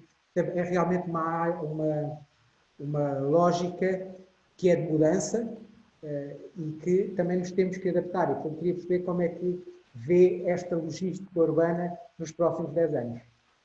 Sim, veio para... Peço desculpa, vou só pedir que agora, nós já vamos respeitar o tempo, mas respostas muito rápidas para não fugirmos muito daquilo que é o nosso tempo. Veio para ficar, não há dúvida nenhuma, e vamos pegar pelo tema dos armazéns. Muitas vezes quando falamos de logística urbana só pensamos na última milha, mas ela começa nos armazéns. Começa na otimização dos processos dos armazéns, porque são processos diferentes da outra distribuição. Desde logo as encomendas são encomendas muito mais pequenas, com mais picking, que é a preparação da encomenda no armazém, e o que temos vindo a fazer é adaptar uma parte dos nossos armazéns para responder a essas necessidades dos clientes. Temos casos de clientes em que temos uma parte enorme do armazém para a logística mais tradicional, da paleta e da caixa, mas depois temos áreas mais pequenas, onde temos sistemas pick-to-light, put-to-light para as unidades, não é? Estou a lembrar nomeadamente do café, que recebemos todos em casa hoje em dia, não é? Por outro lado, depois também selecionar plataformas mais próximas, efetivamente, da cidade. Eu estou-me a lembrar, temos uma plataforma em Vila Nova de Gaia que descobrimos que estava muito perto do casco antigo de Gaia e do Porto. Então temos aí localizadas as operações de maior peso de distribuição urbana, como é as entregas à Horeca de refrigerantes, de cerveja, ou até o tema do café também. Portanto, pensamos que a logística urbana começa por otimizar os processos e melhorar os processos dos armazéns, e quando digo isto são processos distintos e que nos obrigam a abordagens distintas. Eu vou dar um exemplo com o tema do café, que teve um crescimento exponencial, agora no tema do Covid, né? Estamos em casa e estamos todos a tomar café em casa.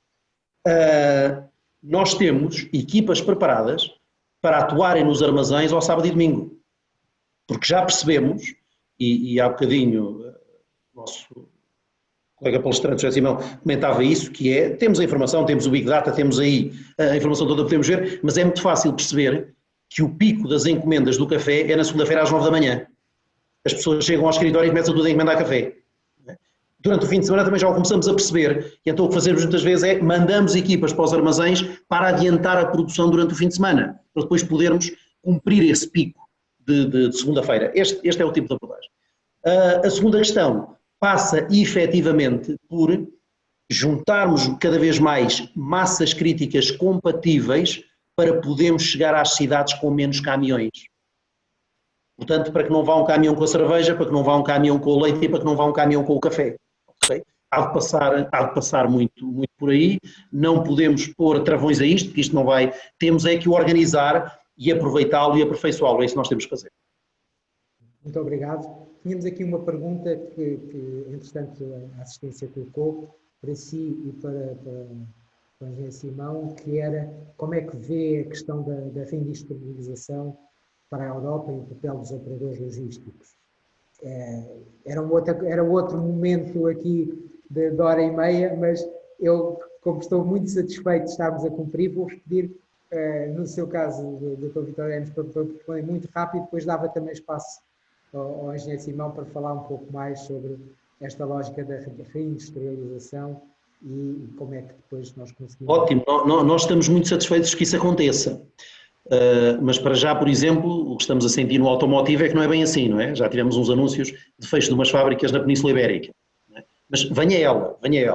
Nós temos exemplos de clientes que não têm fábricas na Península Ibérica e com isso, digamos, estamos um bocadinho mais libertos para localizar os armazéns mais perto dos pontos de consumo. Temos outros clientes que têm imensas fábricas na Península Ibérica e temos que jogar com isso. Portanto, para definir as operações logísticas é preciso perceber de onde é que vem a mercadoria e para onde é que ela vai, ok? Mas venha lá a reindustrialização, que nós devemos ter condições para lhe responder, seja em caminhão completo, tipo semi-reboque ou tipo mega caminhão ou tipo do trailer, que são 2 semi-reboques juntos e começa a andar cada vez mais na estrada, ou então depois a própria logística mais urbana. Mas deixava para o José Simão, para não ficar eu aqui a monopolizar a questão. Obrigado. Eu colaboro consigo, venha ela. Aliás, se olhar do ponto de vista do transporte marítimo e portuário, faz todo o sentido que haja a reindustrialização e que traga algum equilíbrio de fluxos. Porque o que nós verificamos no import-export marítimo é que o gap entre import e export é muito grande. Temos, por exemplo, navios que voltam para o Far East e vão quase cheio de contentores vazios, o que não faz muito sentido. E os fretes são tão baixos de cá para lá que às vezes é mais baixo levar para o outro lado do mundo do que levar aqui um contentor para o sul de Inglaterra, o que não faz qualquer sentido do ponto de vista da racionalidade do transporte.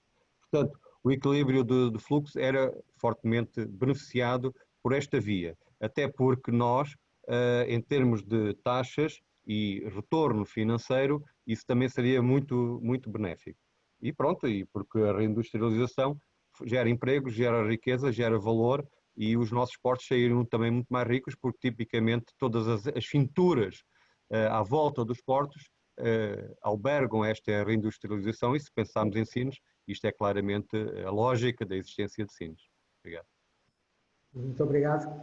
Helder, eu tinha uma pergunta para resposta sim ou não, que é se o MOV é ou vai ser obrigatório. Mas temos aqui também da assistência uma pergunta sobre que adesão é que está a ter o MOV+, e se já há empresas com frota certificada. Eu sei a resposta, mas gostava que nos ajudasse aqui nisto. Portanto, primeiro se vai ser ou não vai ser obrigatório, e depois se já temos alguma adesão na lógica das empresas com frotas certificadas. Ok. Não. A resposta curta é não. O MOV+ não é uma ferramenta obrigatória, nem está previsto ser. Quer ser uma ferramenta voluntária que vem acrescentar valor ao mercado pela solução que apresenta, que é esta abordagem metódica à eficiência e imprimir aqui um ciclo de melhoria contínua. Ou seja, é isso que é assim que o MOV+ está construído, e é assim que achamos que a ferramenta vai vingar. Não há aqui qualquer perspectiva de obrigatoriedade.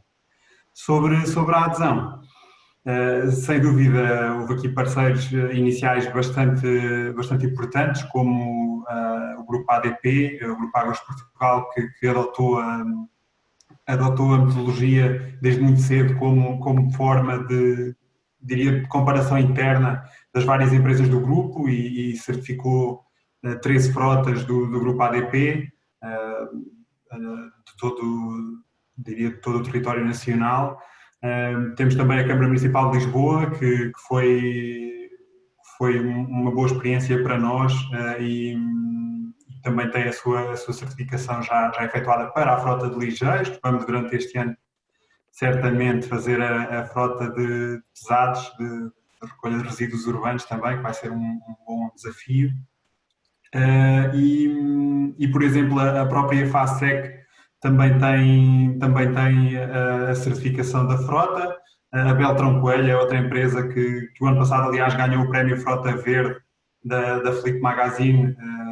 Também é certificada MOV+. Espero não estar aqui a esquecer de nenhum. Existem alguns formandos neste momento que já têm os seus casos a serem pré-auditados, diria, e aguardamos com bastante expectativa que esses casos cheguem ao fim. É ótimo. Portanto, agora já vamos passar dos veículos ligeiros para os veículos pesados, e, portanto, há todo um trabalho a ser feito também, não é? Sem agora, Rui, a IP dispõe de infraestruturas significativamente diferentes do ponto de vista técnico, não é? Mas que agora são geridas todas sobre o mesmo chapéu, sobre o chapéu IP. Quais são os desafios da manutenção nestas circunstâncias em que estamos a falar de infraestruturas tão diferentes do ponto de vista técnico? Sim, de facto, obrigado pela questão. De facto, A IP é um local que gera infraestruturas diferentes e é ainda uma empresa que tem até culturas diferentes, muito fortes, de empresas antecessoras que tiveram caminhos completamente separados, um background técnico também razoavelmente diferente, mas no fim do dia têm objetivos comuns, que já tinham também separado, gerir infraestruturas. O grande desafio é o foco do longo prazo e o foco da mobilidade. Portanto, nós temos ativos que são muito diferentes entre si, alguns deles com nada de comum, mas vendo bem, já era antes assim. Por exemplo, na ferrovia, nós vemos a ferrovia como um sistema, mas de facto é composto por equipamentos completamente diferentes entre si. A via férrea tem nada a ver com as estações, com a catenária, a sinalização. Tecnicamente são sistemas completamente diferentes entre si, especialidades diferentes entre si. Portanto, aqui o desafio é transmitir informação que permita tomadas de decisões, e são informações que, do ponto de vista técnico, são complexas e são heterogéneos, para decisores não especialistas e até para interessados que não são especialistas. Acaba por ser um desafio bastante interessante, mas existe também uma justa expectativa de transparência quanto a este tipo de informação. E o que nós vamos vendo é que a linguagem técnica, que muitas vezes acabamos por nos refugiar, porque é a linguagem das pessoas que trabalham nestas empresas, bem raramente é a melhor forma de informar e até passar uma percepção realista do que se passa. Como desafios mais centrais para a manutenção e, enfim, para a exploração também, a transformação digital é hoje uma oportunidade, mas também uma exigência muito grande para a eficiência das infraestruturas. É um desafio de facto exigente, mas também bastante motivante. Nós preocupamos-nos sobretudo em que o nível de serviço das nossas infraestruturas seja elevado, adequado para aquilo que os nossos utilizadores pretendem, sejam os de passageiros ou de mercadorias, e também, sobretudo, encontrar um custo otimizado para a manutenção. Um equilíbrio OPEX e CAPEX, e já referi que a qualidade das infraestruturas é a chave para esta questão. E, portanto, a manutenção com a reabilitação e a renovação serão sempre centrais, e depois temos outros investimentos que na próxima década vão ser chave. E esta década, enfim, está a começar de forma tão estranha e tão imprevisível, mas eu diria que a senda de investimento na rede ferroviária vai continuar e não se esgota no Ferrovia 2020. Existem muitas outras necessidades que têm que ser endereçadas na próxima década, porque temos um backlog bastante significativo. E, em segundo lugar, do ponto de vista rodoviário, também o início do retorno das subconcessões rodoviárias para a IP ou a sua renegociação. Qualquer destes desafios vai ser decisivo e é altamente estratégico para o futuro da mobilidade e para a gestão de infraestruturas, sobretudo do ponto de vista público em Portugal. Muito obrigado, Rui. Nós vamos ter que terminar, mas eu queria colocar, a assistência fez uma pergunta ao João, que tem a ver com os veículos elétricos e sua autonomia, e se a autonomia dos veículos não é um problema para o sistema da Metro de Mondego. Eu queria que fosse muito sintético na resposta, mas não queria deixar sem respostas. Há depois, agora para a assistência global, há aqui outras perguntas que me foram chegando entretanto, mas que infelizmente já não vamos ter tempo de abordar, mas com certeza que nós faremos chegar estas perguntas depois às pessoas a quem foram endereçadas e, portanto, não ficarão sem resposta, vão ficar sem resposta neste momento aqui.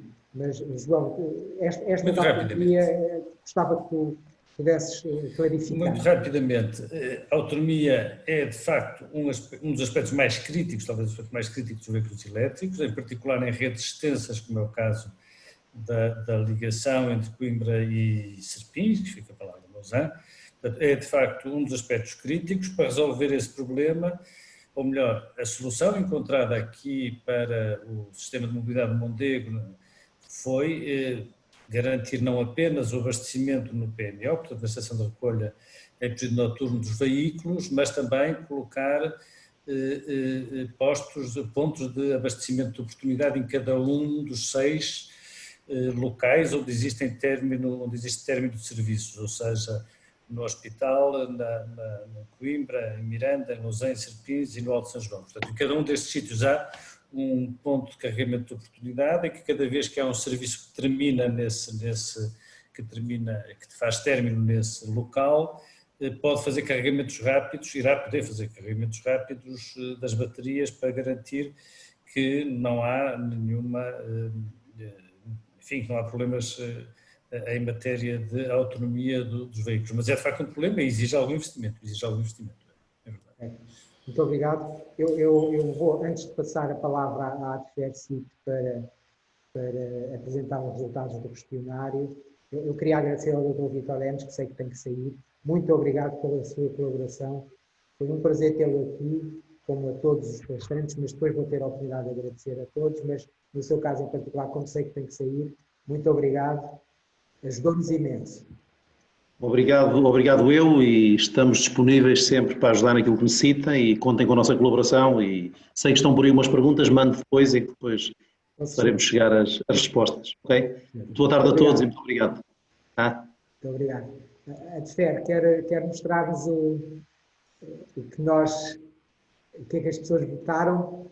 Eu tinha umas conclusões que começavam assim, que não é possível tirar conclusões deste webinar, uma vez que as intervenções foram todas muito ricas, e a informação em perspectivas de futuro e em esperança, que foram muito importantes nesse aspecto também, de ver que, efetivamente, nós estamos a viver uma altura relativamente negativa, mas não estamos a deixar de olhar para o futuro com alguma esperança. Mas, é claro, eu vou passar esta fase, até porque já passamos bastante da nossa hora, já passamos 10 minutos, e passava a palavra à ADFER para fazer a apresentação do questionário e o fecho. Não pude falar de integração, que era uma coisa que eu gostava muito de ter falado. Quero ficar conhecido como o chato da integração, que fala sempre em integração. Pronto, já falei de integração, portanto agora já lhe posso mesmo passar a palavra. Bem, uma vez mais um agradecimento especial ao Sr. Faustino, que foi incansável na ajuda da preparação deste webinar, e mais uma vez a todos os palestrantes. Foi de facto uma sessão muito interessante e julgamos que muito útil. Nós lançámos um questionário com uma série de tópicos, e eu vou compartilhar. Eu julgo que todos estão a ver. A forma de ler este questionário, os resultados, é que basicamente ele mede quantas pessoas votaram na opção, e temos aqui claramente 2 ou 3 tópicos que se destacam, e eu acho que não valerá agora a pena estarmos a debruçar muito sobre eles, mas vamos ter em conta o que aqui surgiu, porque quando desenvolvermos os tópicos de cada tema do Congresso, evidentemente vamos considerar estas votações, e sobretudo também vamos ter em conta o que vamos divulgar dentro em breve, que será umas notas sobre esta sessão, sobre o tema da eficiência, que eu julgo que teremos online. Eu diria que dentro de 2 dias, 2 dias será online com o link para a gravação desta sessão. E em nome da ADFER, uma vez mais, muitíssimo obrigado a todos, e obrigado a quem assistiu e aos participantes. Cá estaremos. A próxima é no dia 15 de julho, sobre a segurança, não é? Sobre a segurança. Ok? Muito obrigado. Obrigado a todos. Voltar a reafirmar o meu agradecimento à ADFER pelo convite, aos oradores pelas excelentes comunicações, pela forma aberta como compartilharam connosco as ideias. É assim que as coisas avançam, é não ficarmos nas nossas caixinhas. Isso facilitou imenso o meu trabalho, foi bom. Não tive trabalho, só tive prazer, que é aquela coisa boa.